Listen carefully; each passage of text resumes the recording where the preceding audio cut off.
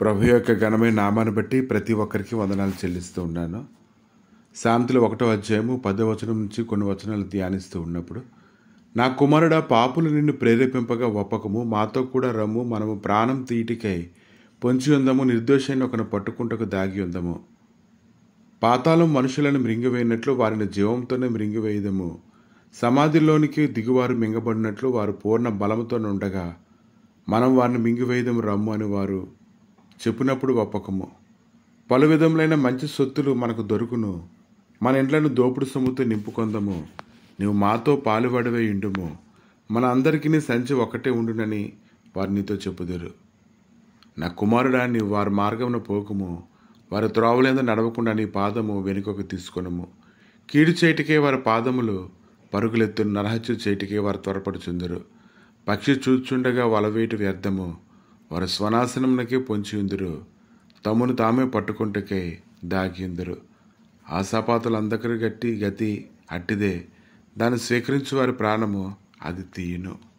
ఈ యొక్క లేఖనాలను ధ్యానిస్తూ ఉన్నప్పుడు ఈరోజు ప్రభు అయితే మాట్లాడుతూ ఉన్నారు. నువ్వు భ్రమపడటం వలన నువ్వు నిర్ణయాలు తీసుకొని దుష్టుడు నడిపించేటువంటి మార్గంలో నువ్వు పరుగులెత్తి చివరికి నువ్వు దొరికిపోతావని ఆయన నీతో మాట్లాడుతూ ఉన్నారు.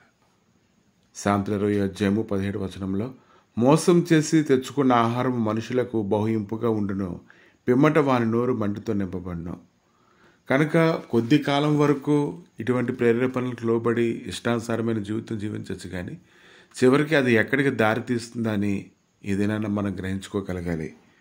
కనుక ఎప్పుడైతే పాపులతో మనం ఏకీభవిస్తుంటామో, వారి చేత ప్రేరేపించబడి వారి మార్గంలో నడవడానికి పరిగెత్తుతామో, అందరికీ ఏం జరుగుతుందో నాకు కూడా అదే జరుగుతుంది అనే భ్రమలోనికి మనం ఎప్పుడైతే వెళ్ళిపోతామో అది చాలా ప్రమాదకరమైనటువంటి పరిస్థితులకు తీసుకొని వెళ్తుందని ఏదైనా గ్రహించుకోగలగాలి.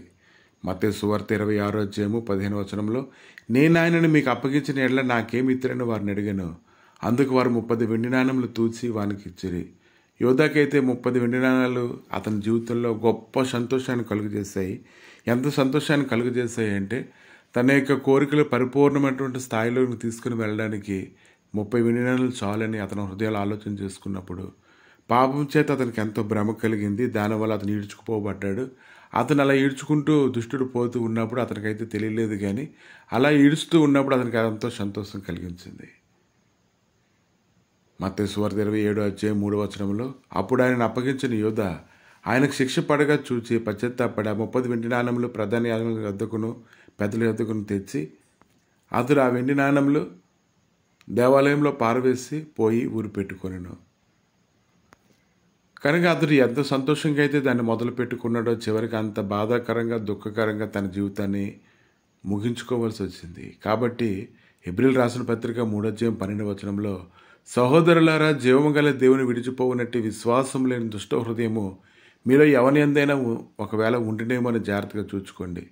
నేడు మీరు ఆయన శబ్దమును విని ఎలా కోపం పుట్టించినప్పటి వల్లే మీ హృదయంలోని కఠినపరచుకొనుకుంటుని ఆయన చెప్పాను. కనుక పాపం వల్ల కలుగు భ్రమచేత మీలో ఎవడనో కఠినపరచబడకుండానట్లు నేడు అనబడు సమయం ఉండగానే ప్రతిదినము ఒకరికొకరు బుద్ధి చెప్పుకోండి.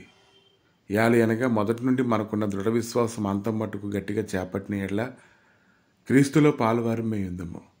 కాబట్టి ఈరోజు పాపం వల్ల కలుగు భ్రమ నీ జీవితంలో ఏదైనా కలిగిస్తూ ఉంటే, నువ్వు ఆయనకు వ్యతిరేకంగా ఎక్కడైనా పరుగులెడుతూ ఉంటే, అది చివరికి అది ఎంతమాత్రం కూడా క్షేమం కాదు. కనుక ఏదైనా సమయం ఉండగానే ఒకరు నీకు బుద్ధి చెప్పినప్పుడు దానికి నువ్వు లోబడి ఆయన సన్నిధిలో పశ్చాత్తాపడినట్లయితే నువ్వు ఎంతో కీడులో నుంచి నువ్వు ఏదైనా తప్పించబడతావని ప్రభు మన అందరితో మాట్లాడుతూ ఉన్నారు. కనుక ఈరోజు నీకు ఏవి ప్రేరేపిస్తున్నాయో, ఏ మార్గంలో నువ్వు పరిగెడుతున్నావో, ఎవరితో ఏకీపిస్తున్నావో నువ్వు చూసుకున్నట్లయితే నిన్ను సరిచేసుకుంటావు. అప్పుడు నీకు క్షేమాభివృద్ధి కలుగుతుంది. ప్రభా, మీ దయగలిగిన హస్తాలకి ఈ సమయాలు అప్పగించుకుంటుండగా, నీ లేఖనాలు వింటుండగానే మమ్మల్ని మేము పరిశీలన చేసుకొని ప్రభు ఒప్పుకుంటూ కావాల్సినటువంటి బలమును దయచేసి ప్రతి బంధకం నుంచి తప్పించబడిన ఆయన మాకును మా కుటుంబాలకు గొప్ప క్షేమాభివృద్ధి కలుగునట్లుగా నాయన సరైన నిర్ణయాల్లో ప్రభు పరుగులెత్తడానికి సహాయం దయచేయమని మీరే మహిమగంత ప్రభావాలు పొందమని యేసుక్రీస్తు నామంలో అడిగి వేడుకుంటున్నాము తండ్రి. ఆమేన్.